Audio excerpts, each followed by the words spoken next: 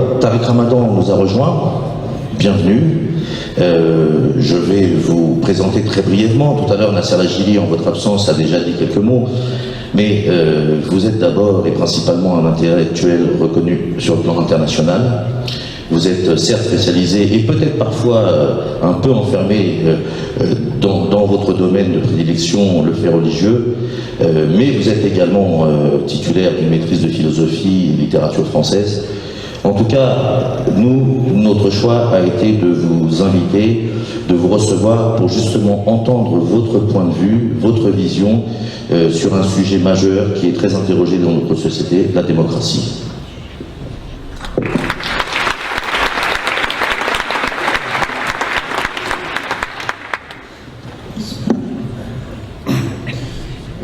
Merci de cette invitation. On va mettre la lumière et laisser la... Parce que là, ça fait un peu comme... merci. D'accord.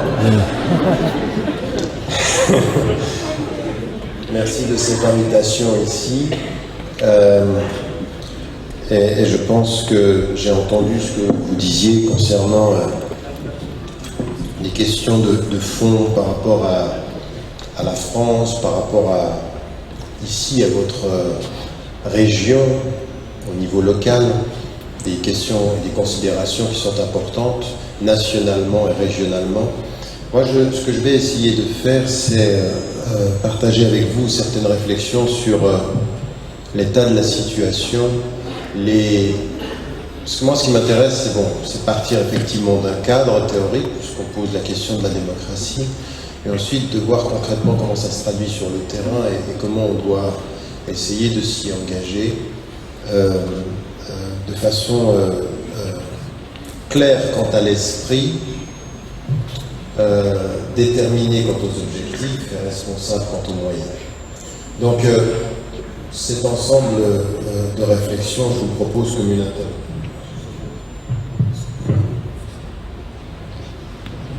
Vous m'entendez là? Ah oui, très bien.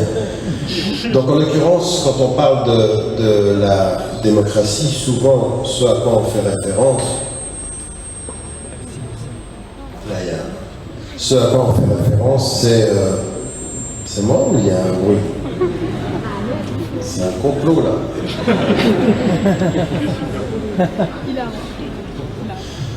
Vous m'entendez là? Il n'y a pas de bruit, vous n'avez pas un bruit de fond. Il n'y a plus de bruit de fond, très bien.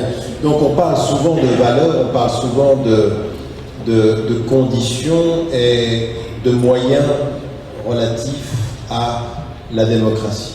Et en fait, je pense qu'on a raison de commencer par rappeler ces éléments-là. On a tort de s'y arrêter justement à l'étude concrète de ce qui se passe sur le terrain. Quand on dit par exemple, du point de vue de théorie politique, de théorie relative à la politique, on dit en fait les conditions de la démocratie sont l'état de droit, la citoyenneté égalitaire, le suffrage universel, le fait d'être mandaté pour un certain nombre d'années, c'est-à-dire qu'on est élu, la question de la responsabilité quant à l'élection, la dimension de la séparation des pouvoirs et puis en sus la séparation des autorités. 6 principes, on a une structure, on se dit voilà, la démocratie c'est ça, et par rapport à ces éléments-là de la démocratie, quand on a accepté ces principes, on est démocrate. Et sur le plan strictement de la théorie politique, en allant plus loin, c'est ce que vous trouvez chez des théoriciens de la démocratie jusqu'à très récemment, avec des sociologues comme Touraine, qui a repris toutes ces réflexions-là, mais dans le milieu anglo-saxon, vous avez beaucoup de contributions sur les questions de la démocratie. Pourtant, quand on a dit ça, on a donné le cadre, mais on n'a pas encore touché à l'essence. Pourquoi? Parce que sur la question de l'essence même du fait démocratique, on est en train de s'apercevoir, et ça c'est votre expérience pour la majorité d'entre vous, quand on est citoyen, je vais juste prendre votre exemple ici en France, on pourrait avoir d'autres réflexions comparatives par exemple. si on s'attardait sur l'expérience des Afro-Américains, par exemple, aux États-Unis, ou des natives, c'est-à-dire ceux qui étaient là avant même que viennent s'installer les nouvelles populations, on aurait plein d'éléments de comparaison. Je ne vais pas prendre ça, je vais juste m'arrêter à ce que vous vivez. Et passer des principes théoriques à quelque chose de tout à fait particulier. En fait, on vous dit, à partir du moment où vous êtes une femme et un homme qui participez à une société dont vous avez le passeport, c'est-à-dire la reconnaissance officielle, légale, que vous êtes membre d'une société structurée, eh bien, à partir de ce moment-là, vous êtes citoyen français. Et ce qu'on attend d'un citoyen français, c'est que, en conscience citoyenne, elle ou il admette les 6 principes dont je viens de parler. C'est-à-dire le principe de l'état de droit, etc., etc. Bien. Et on s'aperçoit pourtant aujourd'hui de la création d'une nouvelle catégorie, c'est-à-dire que le passeport qui devait tout dire ne dit plus qu'à moitié. C'est-à-dire, on vous dit, oui, vous êtes français, 3 petits points, d'origine immigrée. Après 4 générations, quand on rajoute d'origine immigrée, c'est que vous n'êtes pas encore tout à fait comme les Français français. Et donc on a une nouvelle catégorie qui n'est pas légale, mais qui est une catégorie qui joue énormément dans l'une des autres dimensions de la question démocratique qu'on aborde souvent très très peu, qui n'est pas celle de l'appartenance légale à une structure, mais c'est celle de l'appartenance psychologique à un destin commun. C'est-à-dire le sentiment d'appartenance à un pays. Comment est-ce qu'on se sent appartenir à un pays? Parce qu'on peut bien aller voter, mais si notre rapport au pays est uniquement un rapport de droit et de comptabilité, ce n'est pas un rapport d'appartenance, c'est un rapport de calcul stratégique.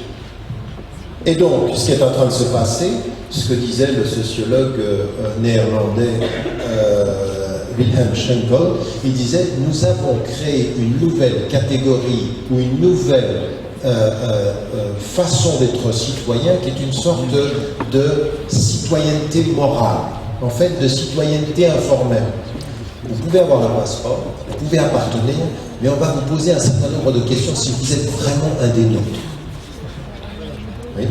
Et il y a des choses qui peuvent apparaître chez certains citoyens qui sont déjà trop visibles pour que ce soit l'un des nôtres. Et l'une des premières choses que vous avez en France, qui est une réalité, c'est que la France n'a pas réglé son problème qui date de décennies par rapport à la question de la colonisation et son rapport avec l'Afrique du Nord. C'est-à-dire que dans la psychologie collective, le passeport français de quelqu'un d'origine arabe n'a pas encore enlevé dans la conscience collective de la citoyenneté le fait qu'il est quand même arabe. Et que, de ce point de vue-là, va s'ajouter une autre dimension qui est aujourd'hui, qui a dépassé, une considération dans ce pays aussi, qui n'a rien à voir au départ avec strictement l'islam. C'est que la France a un contentieux historique avec le fait religieux, qui a précédé la présence des musulmans. Il y a une vraie tension avec l'Église catholique romaine. Et la fille aînée de l'Église, c'est une ancienne histoire. Et vous n'étiez pas dans les rues quand on parlait de l'école publique dans les années 80, qui était une vraie question de l'identité française et de sa relation avec l'Église. Et ce que sont venus mettre sur la place publique les nouveaux citoyens d'origine immigrée et de confession musulmane, c'est le retour du fait religieux, et ça pose un problème. Donc, il y a une erreur dans le scénario. Pas très blanc, trop musulman. Et donc à partir de là, se pose une vraie question. Vous avez la possibilité, vous m'écoutez là maintenant et vous dites « Ah ouais, bien dit ». Et il y en a certains qui sont tout à fait, qui ont très très bien compris comment peut fonctionner les populations citoyennes qui tombent dans ce que je viens de dire et qui est une espèce d'une multiplication et de l'entretien d'un discours victimaire. C'est-à-dire, on se dit, c'est vrai. On n'aime pas beaucoup les Arabes dans ce pays. On n'aime pas beaucoup l'islam. Donc on ne nous aime pas beaucoup. Et en fait, on tombe dans le piège de cette citoyenneté informelle, alors qu'en fait, nous devrions être, en tant que citoyens, ceux qui sortent de la citoyenneté informelle et qui rappellent la citoyenneté légale au nom de l'appartenance. C'est-à-dire qu'il faut un vrai processus de libération psychologique. En termes d'éducation, si quelqu'un vient vers vous et tous les jours de votre vie, un professeur ou un cadre, parce que le rapport du professeur à l'élève, c'est toujours le rapport de l'institution à l'élève. Oui, l'institution qui juge l'élève. C'est l'institution, le prof représente l'institution. Si les institutions, le discours politique, jour après jour, vous fait et vous traduit un discours que vous prenez en termes de psychologie collective comme un discours qui ne vous intègre pas à ce nous qui est la France, au bout du compte, vous tombez-vous dans le piège et vous mettez-vous à l'extérieur de ce que c'est que la France. Et donc en fait, c'est une pression psychologique qui vous pousse à vous sentir dans la marge alors que vous avez le droit, et pas simplement le droit, la responsabilité d'être dans le texte. C'est-à-dire que vous faites et vous êtes de ce pays. Donc il ne s'agit pas non plus, comme certains le font, de répéter on est français à part entière. À force de répéter, ça fait bien qu'il y a un problème. Quelqu'un qui vient vers moi et dit je suis français, il y a un problème, pourquoi tu le dis? À force d'avoir entendu ou senti qu'on n'en était pas, le fait de le répéter prouve qu'on a intégré le problème de celui qui nous le dit. Vous me suivez? Ça, c'est la psychologie induite. Quelqu'un qui vient faire vous chaque jour de sa... C'est ce que je voulais dire. Un professeur qui vient vers son élève et qui tous les jours de sa vie lui dit mais tu ne pourrais pas être plus intelligent? Ou tu n'en as pas marre d'être bête? Au bout d'un moment, le discours institutionnel va être en fait intégré par celui qui le reçoit. Et donc aujourd'hui, quand on parle de démocratie, il ne s'agit pas simplement de venir avec les 6 principes, il s'agit de se libérer de cette espèce de perception d'une citoyenneté formelle et de dire maintenant c'est autre chose dont il s'agit. C'est autre chose, c'est-à-dire il faut ajouter et il faut d'abord refuser tous ceux qui vont entretenir l'idée d'une citoyenneté informelle. Il faudrait qu'on prouve qu'on est vraiment français. Mais pour refuser ça, c'est pas en étant assis sur une chaise qu'on prouve qu'on est vraiment français ou qu'on est vraiment du pays. C'est avant d'avoir à le prouver assis sur une chaise, c'est à s'en libérer seul avec sa psychologie. C'est-à-dire, dans la question qui nous était posée, la démocratie, pour qui et pourquoi? Pour qui? D'abord, pour notre propre dignité de femme et d'homme. Nous sommes ici et nous comprenons une chose. Un être humain, qu'il soit d'ailleurs juif, chrétien, musulman, athée, agnostique, bouddhiste, hindou, confucien ou quoi que ce soit, la qualité d'un être humain se mesure à la responsabilité qu'il comprend de sa contribution à la collectivité aussi. Qui que ce soit. Et qu'en tant que citoyen de confession musulmane ou autre, toute la question de savoir, une question simple. En tant que citoyen, là on pose la question de la citoyenneté, chacun devant son miroir, individuellement ou collectivement, à quoi sers-tu? À quoi sers-tu? Quelle est ta valeur ajoutée là où tu es? La valeur ajoutée de quelqu'un qui se plaint ou la valeur ajoutée de quelqu'un qui construit? Des questions simples et qui posent directement la question. Il n'appartient à personne de questionner mon sentiment d'appartenance à partir du moment où, en conscience, là où je suis, mon appartenance, c'est ma contribution. C'est ce que j'ai à faire en termes de responsabilité. Et c'est pour ça que la citoyenneté, ça n'est jamais d'abord un corps de droit. La citoyenneté, c'est d'abord une conscience de la responsabilité. Responsabilité personnelle et responsabilité collective. Donc vous voyez qu'en fait, il ne suffit pas de venir avec les 6 principes de la démocratie. C'est un état d'esprit d'abord. C'est les principes qu'on voit à partir de certaines lunettes, la lunette de ma responsabilité humaine, et qui d'emblée refuse la pensée victime. Même si toi, le raciste, tu me regardes avec les yeux de raciste, ma réponse responsable à ton racisme, c'est de dépasser le racisme. Et même ma contribution pour la société, c'est de faire en sorte que tu sois moins raciste, toi le raciste. Tu ne seras pas le maître du jeu. Ma vision de ma contribution, c'est de réformer l'erreur qu'il y a dans ton jugement. Mais pas comme une victime de ton racisme, mais comme une responsabilité, comme quelqu'un qui est responsable de son destin. Comprenez bien ce que je suis en train de dire. Ma citoyenneté, ce n'est jamais d'être la victime du racisme, mais c'est être responsable de mon destin. Et mon destin dépassera le racisme, et mon destin dépassera toutes les discriminations quelles qu'elles soient. C'est donc une attitude ici de la pensée démocratique, qui est une pensée de la responsabilité, qui est la pensée de l'appartenance, qui appartient au lieu où je vis. Et si vous alliez loin dans toutes les traditions religieuses, et même dans la tradition musulmane, vous apercevriez qu'il y a une vraie conscience. Là où vous êtes, vous avez la responsabilité du lieu où vous êtes. Vous ne pouvez pas vous dédouaner en disant « moi je m'occupe des pauvres là-bas ». Non, on s'occupe de toutes les questions sociales là où on est, et à partir de là où on est, avec ceux avec qui l'on est et avec qui l'on vit.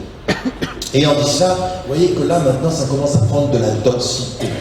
Et la densité, c'est une densité qui est une densité de confiance. Et donc l'un des vrais questionnements par rapport à la démocratie, c'est celui de l'appartenance et d'une psychologie de l'appartenance.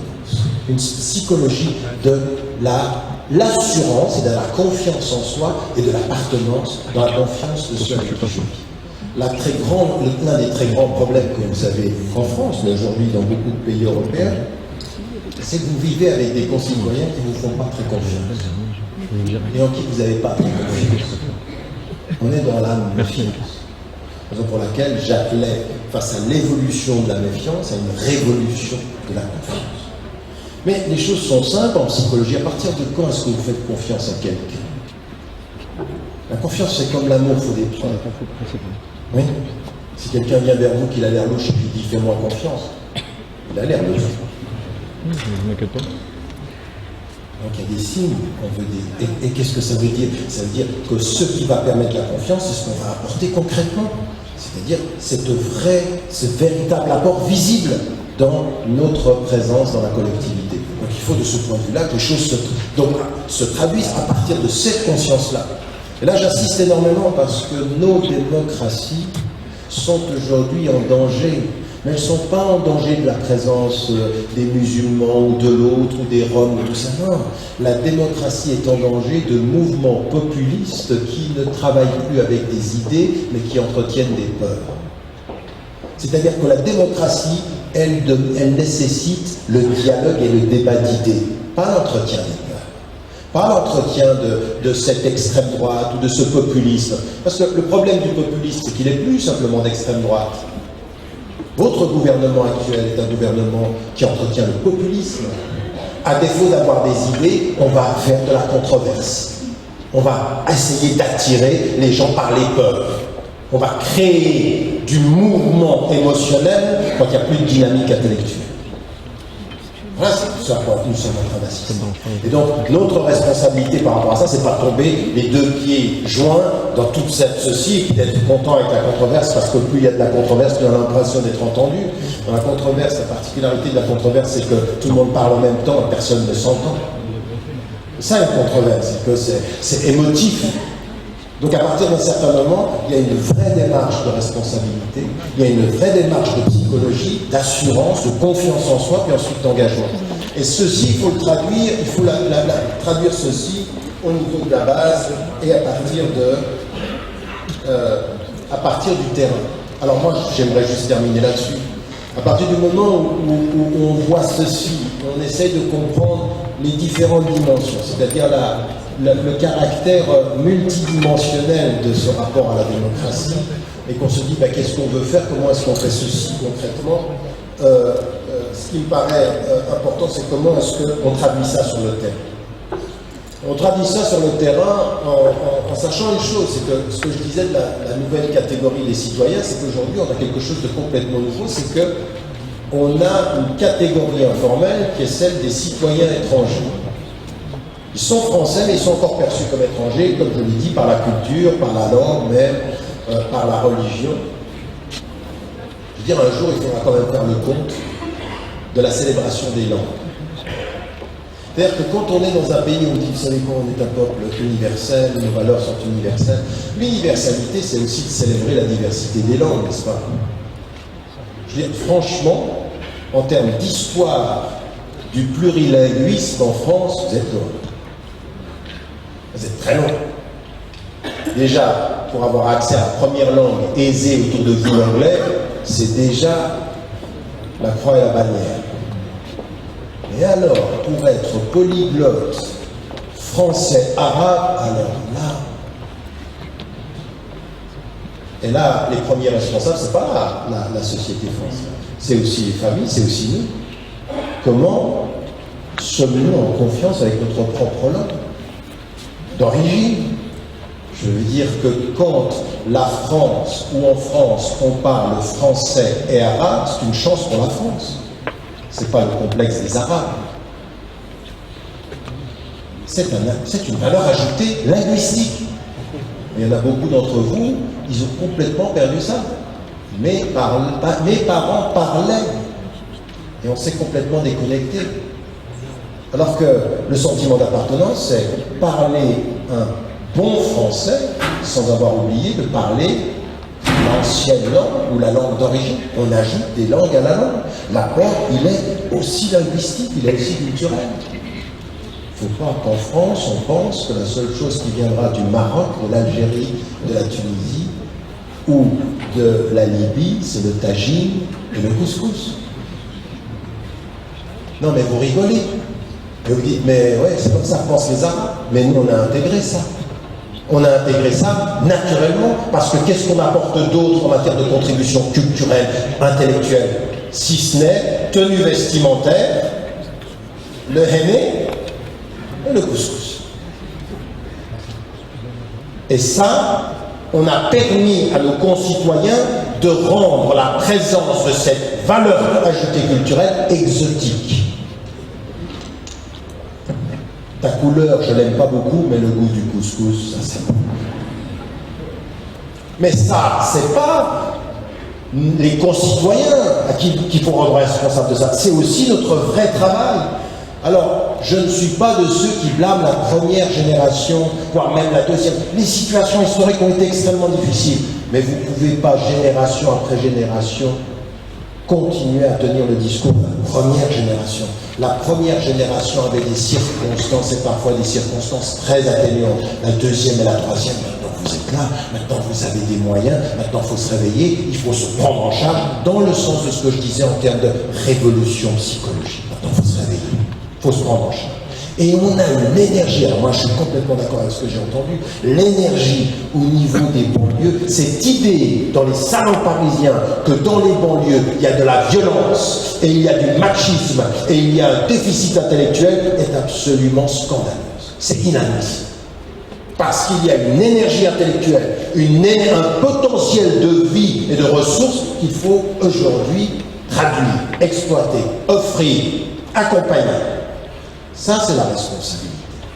Notre responsabilité collective, en tant qu'être humain, dans la dignité, et vous avez énormément de femmes et d'hommes qui ne sont pas de confession musulmane, qui sont ou chrétiens, ou athées, ou agnostiques, ou juifs, ou autres, qui ont cette conscience aussi, avec lesquels il est possible, aujourd'hui, de développer un autre projet de société, si et seulement si on s'ouvre et on se prend en charge. Je termine en disant que ce que ça doit traduire sur le terrain, c'est deux dimensions, du droit et de la psychologie, du cadre légal et du sentiment d'appartenance, ce qu'on a souvent traduit en termes de sciences politiques par les deux notions qui sont l'État et la nation, respecter les règles de l'État, appartenir à la nation. Eh bien, quand on vient dans ce domaine-là, juste trois choses que j'aimerais mettre en évidence en termes de travail que nous avons à faire concrètement. Au niveau du terrain, au niveau local. Moi, j'aimerais bien que vous compreniez une chose. Je ne suis pas ici pour soutenir ou un maire ou un corps politique. Je suis là pour donner un cadre. Je ne suis pas du tout venu faire de la politique politicienne. Je relève simplement des éléments qui sont des réveils de conscience. Après vous, vous faites votre choix Vous ne voyez pas dans ma présence le soutien à quiconque. Je ne soutiens que des principes. Je ne soutiens que des principes. Je ne suis pas là pour faire un autre travail que cela, comprenez-le bien. Mais la première des choses sur laquelle il faut qu'on travaille tous, chacun d'entre nous, et dans nos familles, et au niveau social, local, c'est la conscience de soi. C'est-à-dire à partir d'un certain moment de se regarder et se dire, mais je suis qui moi? Quel est le sens, quelle est la définition que je donnerai à moi-même? C'est-à-dire, quand je dis qui est-ce que je suis, c'est quelle est mon histoire, quelle est ma présence et quel est mon futur. Cette conscience de soi, il faut y travailler. Et que chacun d'entre vous, vous êtes peut-être des papas, des mamans, vous êtes des enfants, vous êtes peut-être maintenant des gens qui allaient voter, il y a une vraie question de la conscience de soi. C'est-à-dire comment je me définis? Qui est-ce que je suis dans ce projet démocratique-là? Parce que s'il y a démocratie, c'est aussi pour moi, c'est comment est-ce que je vais me définir? Et ça, c'est un travail qui est un travail éducatif, personnel et collectif. Et ça aussi, ça demande une réflexion, ça demande de prendre le temps, parce que certains ne se posent plus la question de qui ils sont, ils se posent la question de comment réussir. Oui, ça c'est des opportunistes, ou ce sont des gens qui, comment est-ce que je vais parvenir? Attendez, toute la question de savoir qu'est-ce que c'est le succès. Le succès, c'est de marcher sur tout le monde pour être le premier, ou c'est avoir une conscience, et une conscience de soi, qui soit fondée sur une connaissance de son histoire. Mais qu'est-ce que vous pouvez faire de mieux pour la France? Qu'est-ce que vous pouvez faire de mieux pour votre pays que de garder la mémoire de là où vous venez, la conscience de là où vous êtes et la responsabilité de là où vous allez? Qu'est-ce que vous pouvez faire de mieux dans ce pays pour dire jamais, jamais je n'oublierai l'histoire qui m'a porté à être ce que je suis, là où je suis. Jamais je n'oublierai ça. Ne me demandez jamais, pour être l'un des nôtres, de ne pas oublier que j'ai une histoire, que mes parents viennent de quelque part, qu'ils ont souffert, qu'ils se sont battus, qu'ils se sont levés, qu'ils ont travaillé et qu'ils ont fait ce pays avant que j'en sois un membre. Ne me demandez pas de nier mon passé pour faire semblant de faire avec vous la constitution du présent. Ça, ce sont des choses, ce sont la conscience de soi, c'est vraiment quelque chose qu'il faut nourrir, mais pas dans un sentiment de culpabilité, dans un sentiment de confiance, dans un sentiment de compréhension. C'est un premier élément. Le deuxième élément, c'est aussi de comprendre que nous devons développer un sentiment d'autonomie. Un sentiment d'autonomie, c'est-à-dire de faire comprendre, comme un citoyen, c'est un citoyen autonome. C'est pas un citoyen à vendre ou un citoyen à acheter. Moi, quelqu'un qui vient vers moi et me dit on va peut-être négocier la mosquée, je dis mais j'ai pas de mosquée à négocier.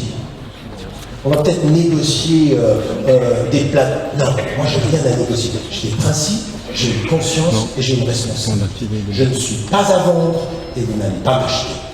Donc j'ai un principe d'autonomie.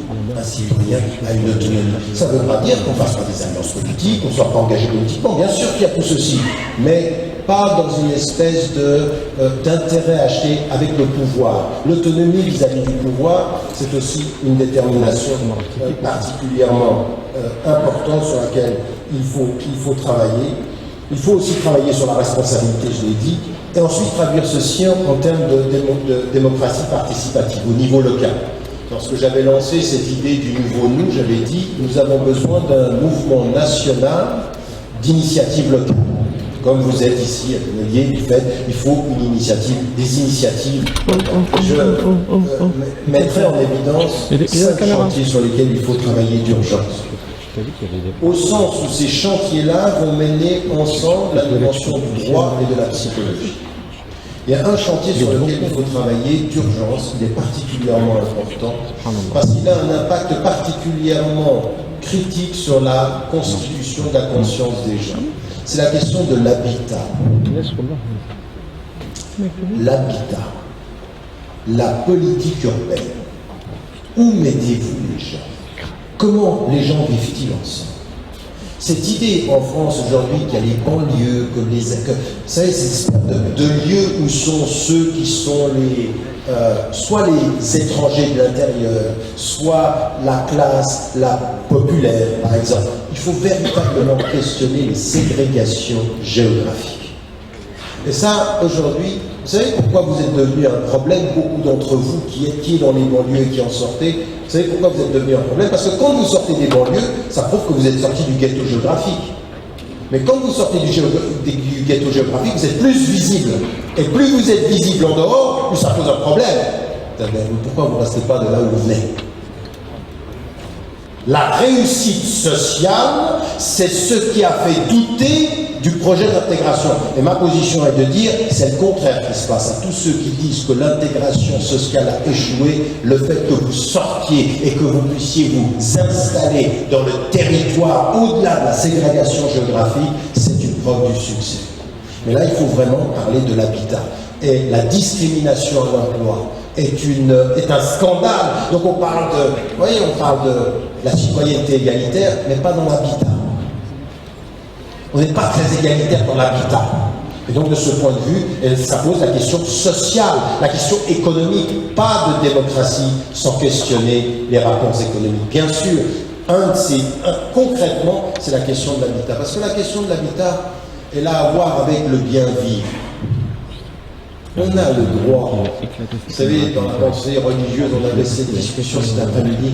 L'un des grands problèmes de la pensée musulmane aujourd'hui, c'est qu'on ne parle pas du bien-être. Pas assez. Halal, haram. C'est licite et illicite. Je veux me sentir bien. Donne-moi une demeure où il y a du silence, où il y a un espace de conversation, un espace d'isolement, un espace de non-intimité, un espace de la famille, un espace du dialogue. C'est ça, un espace. C'est ça, un appartement. Un appartement, ça protège mon affection, protège mon intimité et permet le dialogue avec ceux que j'aime. Mais dans certaines maisons, tout ça, tu oublies. Il n'y a rien de tout ça. Et donc, il faut vraiment parler de ce domaine-là. C'est une chose sur laquelle il faut s'engager. Elle est capitale sur le plan psychologique. Sur l'autre élément, c'est l'école. Là aussi, la ségrégation géographique a aussi à voir avec la question scolaire. Les écoles de seconde zone, quelqu'un qui vous dit, mais on est tous égaux à l'école. Ça dépend quelle école et ça dépend où. Il n'y a pas d'égalité scolaire. Aujourd'hui, l'école de la République ne lutte pas contre les inégalités, les entretient, voire elle les confirme, voire elle les agrandit. Donc on doit avoir une politique. Et là, c'est à chacun d'entre nous. L'école n'appartient pas aux professeurs ou aux ministres de l'enseignement ou aux élèves. C'est une affaire commune et sociale qui concerne tous les citoyens. L'emploi, c'est une autre question déterminante aussi sur les discriminations à l'emploi, là où s'exerce aussi le racisme, là où effectivement on a le double du taux national de chômage dans les milieux populaires et dans les cités. C'est ça la réalité. Après on vient vous dire égalité citoyenne. Attendez, asseyez-vous avec nous, on va faire les chiffres, on va regarder. C'est quoi l'égalité citoyenne? Comment se fait-il que la ségrégation à l'habitat produise l'inégalité scolaire et finalement la discrimination à l'emploi? C'est un cercle très vicieux. Ségrégation géographique, école à 2 vitesses et enfin discrimination à l'emploi. Et après on vous dit, mais il faut vous sentir français. Vous êtes chez vous? Ah ben oui, ça, on est chez vous dans la marche de... Ça peut paraître. Et encore une fois, la pensée victimaire ne peut pas être. Dernier élément, la question de la justice, aussi, sur laquelle il faut beaucoup travailler, la question de la justice. C'est ça, la justice pour tous, de la même façon, hommes et femmes, quelle que soit l'origine, quelle que soit la religion, un véritable discours qui refuse les politiques à 2 vitesses. Vous savez, dans toutes les controverses qu'il y a eu récemment autour de Dieudonné et de ce qui est en train de se passer dans ce pays, c'est pas facile ce qui se passe en France. La France traverse une période de trouble. Mais il y a une chose qui a été répétée par beaucoup d'analystes, pour ou contre ce qui se passait au niveau de la liberté d'expression. La majorité d'entre ceux qui étaient raisonnables disaient « Moi, je suis contre tout ce qu'on peut dire, mais il y a une chose qu'on ne pourra pas ne pas reconnaître. C'est qu'il y a en France aujourd'hui, sur la question de l'emploi, sur la question de la liberté d'expression, sur la question des discriminations, des politiques à 2 vitesses. C'est-à-dire que l'indignation, elle est sélective. Elle n'est pas la même pour tout le monde. Et donc ça veut dire, quand on a ce problème-là, quand on y fait face, c'est là où on revient au début de mon exposé, la confiance quant aux principes que l'on défend, la détermination quant au projet que l'on a et l'ouverture quant aux concitoyens avec lesquels on vit. Voilà pour qui et voilà pourquoi. Voilà, je vous remercie.